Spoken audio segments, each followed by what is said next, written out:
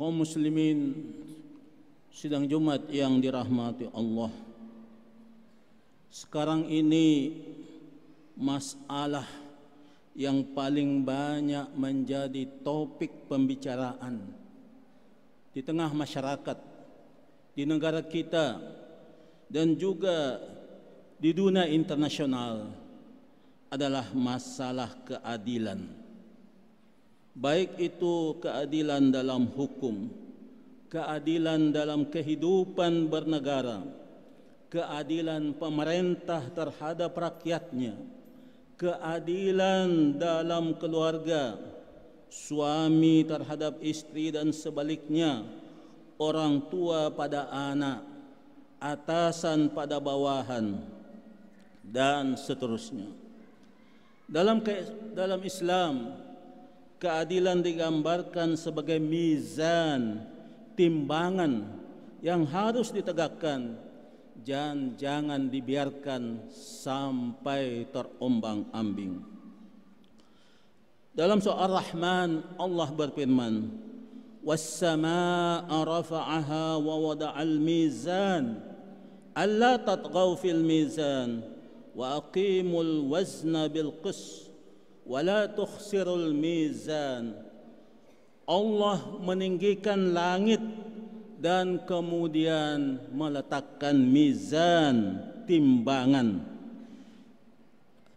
Maka janganlah kalian melanggar timbangan itu.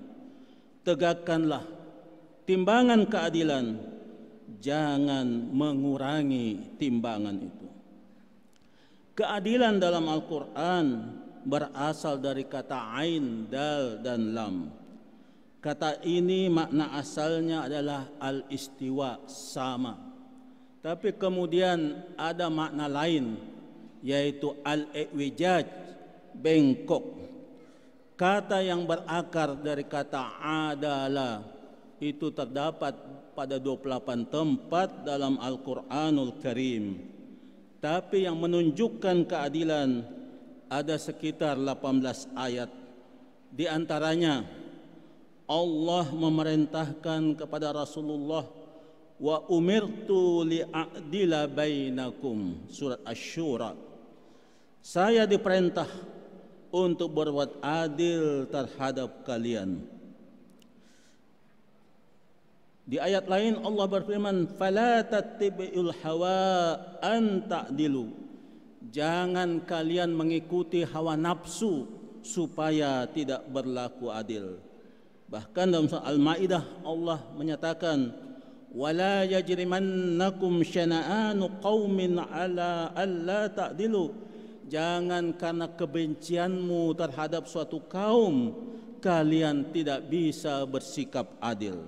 Jadi walaupun lawan, walaupun musuh, sekalipun beda agama, Al-Quran menandaskan kita harus bersikap adil. I'dilu huwa aqrabu littaqwa.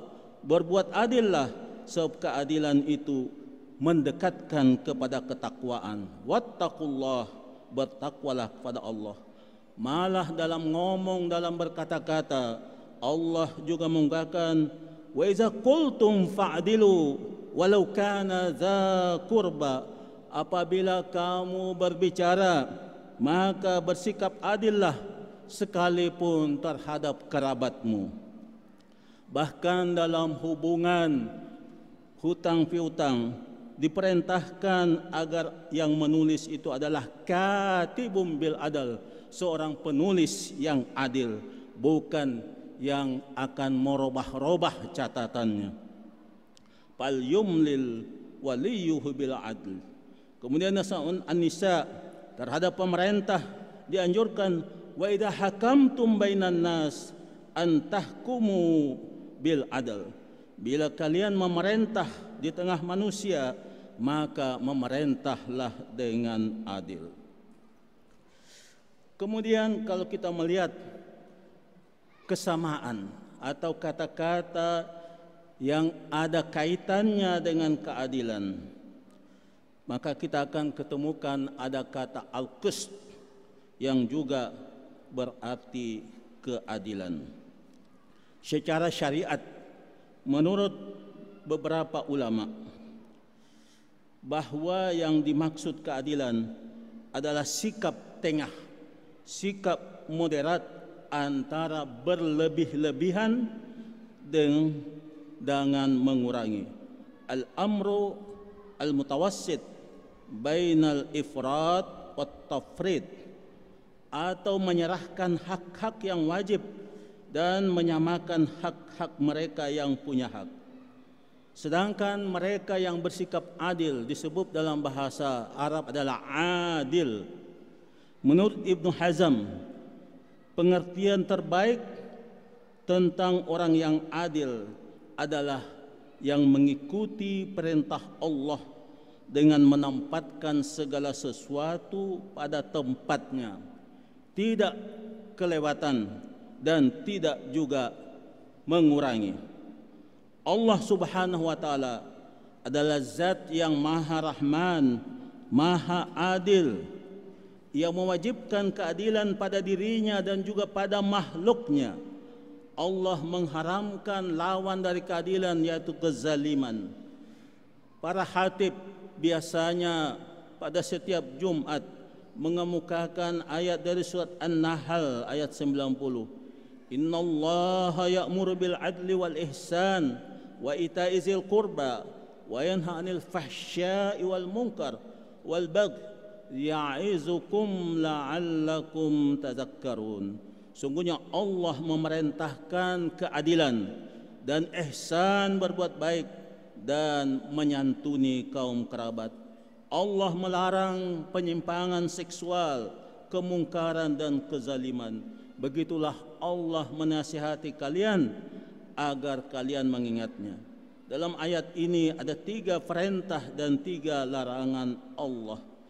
Dari ayat ini tergambar betapa keadilan ditempatkan sebagai perintah yang amat utama. Dalam sebuah hadis, Rasulullah SAW malah menempatkan al-imamul adil, pemimpin yang adil, sebagai orang yang mendapat kedudukan istimewa dari 7 kelompok yang akan diberi naungan Allah di saat tidak ada naungan yang melindungi dari kepanasan pada hari kiamat nanti. Sab'atun yuzilluhumullahu yawma la zilla illa zilluh. Ada 3 kelompok manusia yang akan diberi perlindungan Allah, dapat tempat yang istimewa. Disebutkan yang pertama adalah al-imamul adil, pemimpin, pemerintah yang adil. Kemudian keadilan pun menurut surat Al-Hadid ayat 25 adalah merupakan tujuan diutusnya para rasul dan nabi. Laqad arsalna rusulana bil bayyinat wa anzalna ma'ahumul kitaba wal mizan liyaquman nasu bil qist. Sungguh kami telah mengutus para rasul dengan bukti-bukti kebenaran yang nyata, dan kami turunkan bersama mereka kitab dan mizan, timbangan keadilan, agar manusia menegakkan keadilan. Kaum muslimin sidang Jumat yang sama berbahagia, keadilan juga menyebabkan Allah mencintai pelakunya. Innallaha yuhibbul muqsitin. Surat Al-Hujurat ayat 9. Islam amat menganjurkan keadilan ditegakkan pada semua manusia, pada orang yang dekat, kerabat, maupun orang yang jauh atau asing, orang kuat dan orang lemah, kaya dan miskin, orang kota dan orang kampung, pemimpin dan rakyat, semuanya mesti diperlakukan secara adil dalam hukum dan perlakuan. Adil disamakan dengan al-qis dan as-sirat al-mustaqim. Seperti Nabi Hud menyampaikan bahwa Allah bersifat adil, berada pada sirat al-mustaqim, yaitu membela dan menolong kala kaumnya menuduhnya sebagai orang yang tidak waras karena menolak menyembah berhala-berhala yang disembah oleh kaum musyrikin. Kata Al-Qis disebutkan dalam surat Al-Imran bahwa Allah syahidallahu annahu la ilaha illa huwa wal malaikatu wa ulul ilmi qa'iman bil qis. Allah bersaksi bahwa tiada Tuhan kecuali Allah. Tiada Tuhan kecuali Dia, dan juga malaikat, para ulama semua bersaksi menegakkan keadilan. Adil adalah lawannya zalim. Dalam sebuah riwayat, Nabi SAW pernah diminta oleh seorang sahabat untuk menyaksikan pemberian yang diberikannya kepada salah seorang anaknya. Tapi kemudian ibu si anak ini mau menerima pemberian untuk anaknya, asal Rasulullah sallallahu alaihi wasallam menjadi saksi. Ketika disampaikan kepada Rasulullah bertanya, apakah semua anakmu kamu berikan pemberian yang sama? Sahabat ini yang bernama Bashir, dia mengatakan bahwa hanya anaknya yang bernama Nu'man bin Bashir saja yang diberikannya, sedangkan anak-anak yang lain tidak diberikan seperti pemberian kepada anak salah seorang istrinya. Kalau begitu, kata Rasulullah, saya tidak mau bersaksi pada sebuah kezaliman. Jadi bayangkan, hanya pemberian yang tidak sama kepada anak-anak, tidak berlaku adil, itu dianggap Rasulullah sebagai suatu kezaliman. Karena itu Rasulullah SAW mengatakan, ittaqullah, bertakwalah kepada Allah, wa'dilu baina auladikum, bertakwalah kepada Allah dan bersikap adillah kepada anak-anakmu. Pada sabdanya yang lain, Rasulullah menyampaikan bahwa para pejuang dan pelaku keadilan akan mendapat keistimewaan dalam surga ala manabir min nur, yang bercahaya dengan segala kenikmatannya. Oleh karena itulah beberapa ulama menyatakan bahwa keamanan dan kestabilan suatu masyarakat, suatu pemerintahan dapat terjamin bila di tengah mereka tegak keadilan. Sebaliknya, negara dapat hancur bila yang banyak terjadi adalah kezaliman dan ketidakadilan. Hal ini disampaikan oleh Al-Imam Ibn Taymiyah. Allahu yansurud dawlataz zalimah wa in kanat kafirah. Allah menolong negara yang adil sekalipun masyarakatnya kafir. Jadi bayangkan, karena keadilan Allah masih menegakkan negara itu.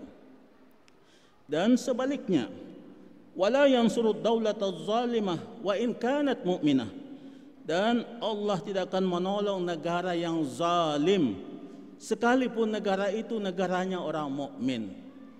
Pernyataan ini kita bisa lihat bagaimana keadaan di Suriah sekarang ini. Rakyatnya muslim, tapi berkat pemerintahnya yang bersikap zalim. Dalam berita yang saya baca beberapa minggu yang lalu, peperangan yang terjadi di Suriah, perang saudara, sudah mengorbankan lebih 6 juta orang dan menyebabkan 6 juta orang meninggalkan negaranya menjadi pengungsi. Tentu kita tidak ingin seperti ini. Malah ada ungkapan bahwa rezim Suriah mengatakan, kita tidak bisa memerintah masyarakat kita illa biwat'ir ru'us bil hiza. Kita hanya bisa memerintah masyarakat kita dengan menginjak kepalanya dengan sepatu. Jadi rezim ini mengatakan untuk memerintah, untuk tetap mempertahankan kekuasaan, biarlah rakyat banyak yang mati, yang penting mereka tetap berkuasa. Tentu yang ini tidak kita inginkan. Dan karena itu perlu kita cermati apa yang disampaikan oleh seorang khalifah yang adil.